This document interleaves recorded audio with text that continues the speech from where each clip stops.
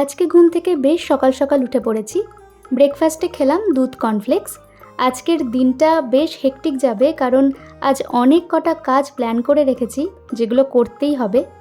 বসে বসে কটা পেঁয়াজ গ্রেট করে নিয়েছি। আজকে মাথায় লাগাবো পেঁয়াজের রস, ওর মধ্যে একটু লেবুর রস আর 1 চামচ নারকোল তেল দিয়ে মিক্স করে নিয়ে তারপর খুব ভালোভাবে চাম্পি করে নিতে হবে। একা একা চাম্পি করতে একটু অসুবিধা হয় ঠিকই, কিন্তু কিছু তো করার নেই। চুলের যত্ন একদমই নেওয়া হচ্ছিল না, ফলে চুল পড়াটা একটু বেড়ে গিয়েছে। আর আমি গাঁদাগুচ্ছের হোম রেমেডি মোটেই ফলো করি না, তবে দু একটা হোম রেমেডি যেগুলো খুব ভালো কাজ করে সেগুলো ফলো করি।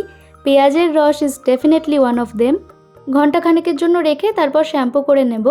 পেঁয়াজের মধ্যে উচ্চমাত্রায় সালফার এবং অ্যান্টিঅক্সিডেন্ট থাকায় সেটা চুলের গোড়া মজবুত করতে সাহায্য করে। যাই হোক, ঢুকে পড়লাম রান্নাঘরে। আজকে ঠিক করেছি কিচেনটা খুব ভালোভাবে পরিষ্কার করব।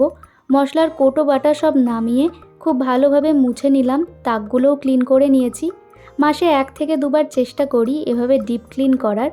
প্লাস 3-4 দিনের জন্য বাপের বাড়ি যাব, ভোটও আছে, তো যাওয়ার আগে একবার পরিষ্কার করে নিলাম। তারপর রান্নাবান্নাও সেরে নিয়েছি।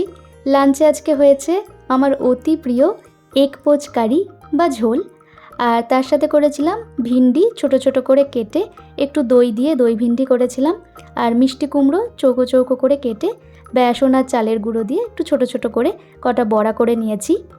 এরকমটা তো হয়েই থাকে যে বাড়িতে এক একজনের এক এক রকম পছন্দ। আমার বর যেমন ডিমের অমলেট করে ওটার ঝোল বা কারি খেতে বেশি ভালোবাসে, আমি আবার পোচের ঝোলটা ভালো খাই। কিন্তু এই ঝোলটা বানানোই হয় না, অনেক দিন পর বানালাম। আগে তো খুবই খেতাম, আর এখন ডিম করলেই সেই গোটা গোটা ডিমের ঝোল করি।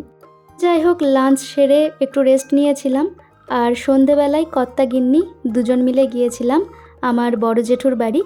বিয়ের পর ওকে নিয়ে যাওয়াই হয়নি, মণিমা বারবার করে বলছিল আসার জন্য। তো ওখানে তো গল্পের সাথে সাথে সন্ধ্যের পেট পুজোটাও সারা হয়ে গেল। মিষ্টি সিঙ্গারা ভালোই ঠুসলাম।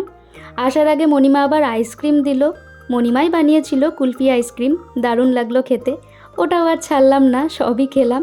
রাতে খাওয়ার জন্য ভীষণ জোরাজোরি করছিল, মণি তো আটা মাখতেও শুরু করে দিয়েছিল। আমরা জোর করে কোনো রকমে না না বলে বেরিয়ে আসলাম। টিফিন কোটোতে আবার চিকেন কষা দিল। বাড়ি এসে আমি গরম গরম ভাত করে নিলাম। সকালের ডিমের ঝোল তো ছিলই। আমার মনি বরাবরই না রান্নায় বাটা মশলাটাই বেশি ব্যবহার করে, লাল লঙ্কার গুঁড়ো বা গুঁড়ো মশলা অতটা দেয় না। তো বাটা মশলাই চিকেন কষা সাথে গরম গরম ভাত, ডিনারটা জাস্ট জমে গেল। তো চলো, আজকের মতো এখানেই ইতি টানছি। সকলে খুব ভালো থেকো, গরমে সুস্থ থেকো, নিজেদের খেয়াল রেখো। টাটা।